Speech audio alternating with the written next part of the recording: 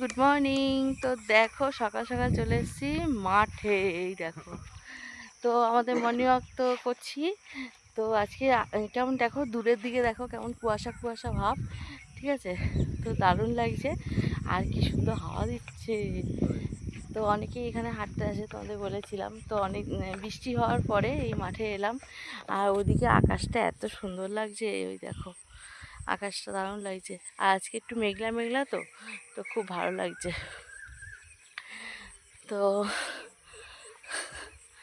তো দাদাভাই তো সাথে আছে, দাদাভাই পা ব্যথা হয়ে গেছে, দেখো বসে পড়েছে। কেউ বসে বললে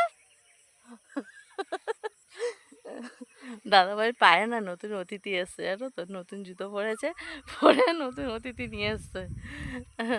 আর এই যে অতিথিকে ভালো করে জল বিস্কুট দাও। মুখটা দেখো না, সবসময় 32 বেরিয়ে আছে। তো যাই হোক, মুখে হাসিটাই তো মেন। হাসি তো রাখতেই হবে মুখে, ভাই না।